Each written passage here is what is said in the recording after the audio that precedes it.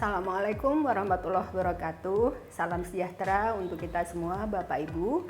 Di video kali ini kita akan sama-sama belajar tentang konsekuensi logis, salah satu prinsip atau ruh dalam penerapan disiplin positif.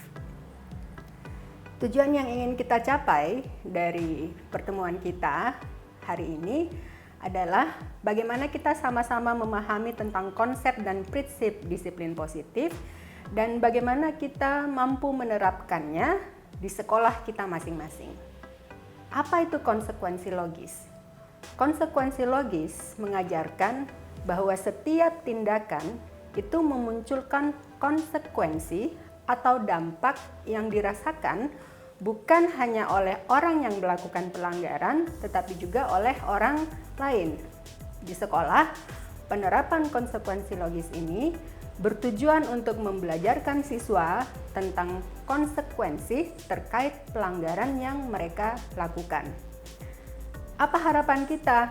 Siswa diharapkan belajar dan menyadari dengan sendirinya bahwa apa yang mereka lakukan itu tidak tepat. Ada 4 prinsip utama dalam konsekuensi logis, yaitu related atau berhubungan, kemudian ada respectful, menghormati, ada reasonable, logis, dan dialogis. Keempat prinsip ini tidak kita lihat sebagai sebuah urutan, tetapi mereka saling terkait satu sama lainnya. Apa yang kita maksud dengan related? Related atau berhubungan adalah bagaimana konsekuensi yang diberikan terkait dengan perilaku tidak tepat atau misbehave yang dilakukan oleh peserta didik. Respectful adalah bagaimana konsekuensi yang diberikan itu tidak menyalahkan, tidak mempermalukan, dan tidak menyakiti siswa. Apa yang kita maksud dengan reasonable? Reasonable adalah bagaimana konsekuensi yang diberikan dianggap masuk akal, baik dari sudut pandang peserta didik, guru, dan semua orang yang terlibat di dalamnya.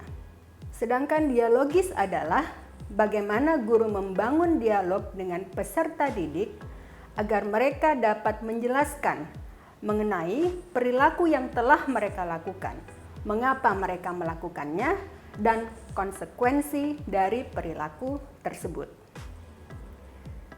Sekarang mari kita coba melihat bagaimana contoh penerapan konsekuensi logis. Tadi prinsip yang pertama adalah related, bahwa konsekuensi yang kita berikan itu berhubungan dengan kesalahan yang dilakukan oleh peserta didik. Kita ambil contoh. Ketika misalnya ada siswa yang mengotori meja yang ada di kelasnya, maka konsekuensi logis yang kita berikan adalah meminta siswa tersebut untuk membersihkan meja yang sudah dikotori. Kadang-kadang tanpa sadar kita meminta siswa yang melakukan kesalahan itu berdiri di depan kelas, bukannya malah membersihkan meja, tapi kita meminta dia untuk berdiri di depan kelas. Kalau kita memberikan respon dalam bentuk meminta mereka untuk berdiri di depan kelas, maka dia tidak termasuk dalam konsekuensi logis. Tapi kita menyebutnya sebagai hukuman yang tidak tepat. Kemudian prinsip yang kedua, tadi ada respectful, menghormati anak. Ketika anak melakukan kesalahan atau ketika siswa kita melakukan kesalahan, dalam konsekuensi logis kita tidak diperbolehkan untuk membentak anak karena kita menghormati dia. Yang berikutnya, reasonable. Karena yang dia lakukan tadi adalah mengotori meja, maka konsekuensi logis yang kita berikan adalah meminta dia untuk membersihkan meja yang dia kotori, bukan meminta dia untuk membersihkan semua meja yang ada di ruang kelas. Kalau itu kita lakukan, maka yang kita lakukan adalah kita memberikan hukuman yang tidak tepat. Yang berikutnya, Prinsip yang keempat, dialogis.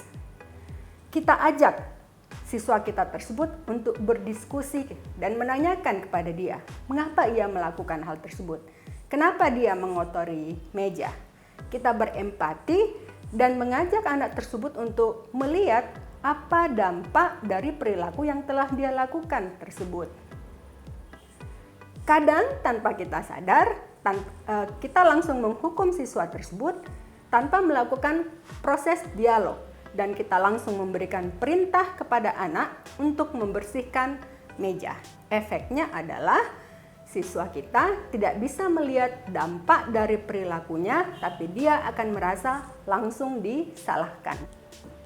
Bagaimana tahapan dalam menerapkan konsekuensi logis ini?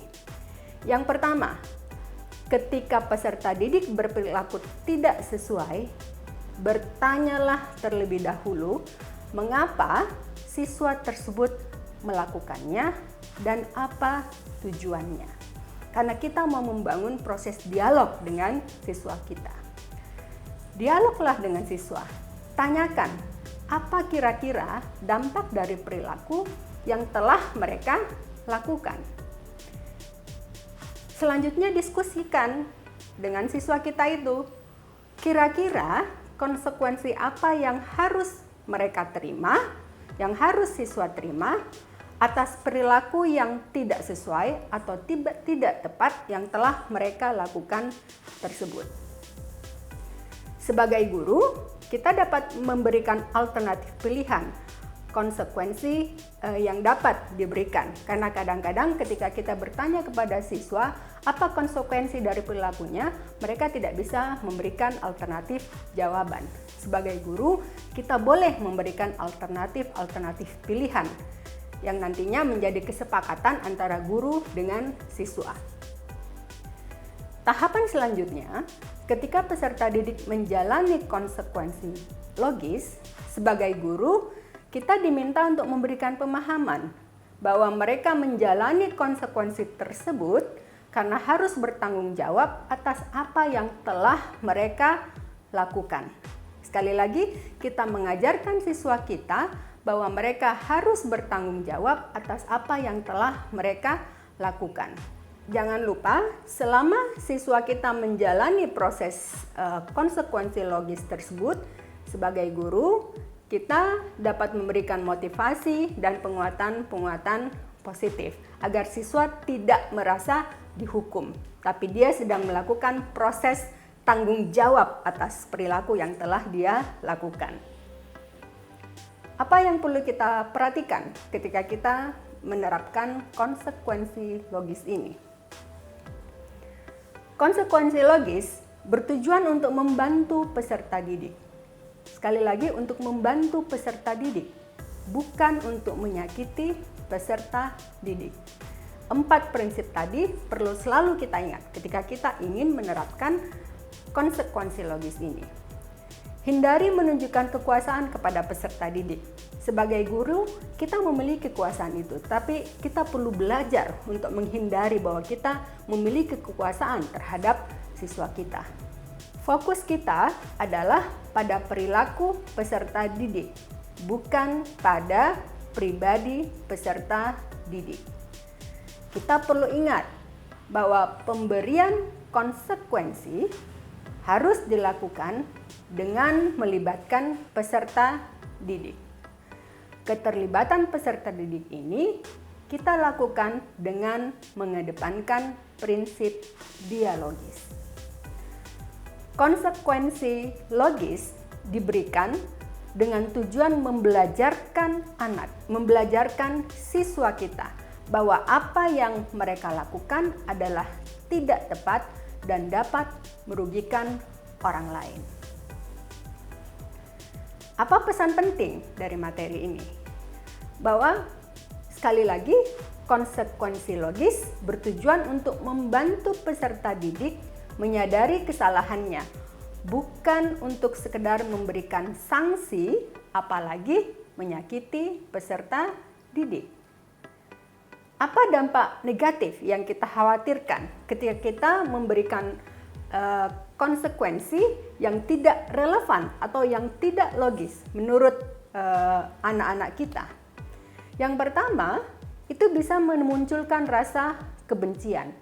Peserta didik merasa diperlakukan tidak adil karena hukuman yang diberikan menurutnya tidak ada kaitannya dengan kesalahan yang telah dia lakukan. Yang dikhawatirkan adalah peserta didik kita akan kehilangan kepercayaan terhadap kita, terhadap gurunya. Yang kedua, ada rasa dendam. Kenapa? Karena mereka merasa diperlakukan tidak adil.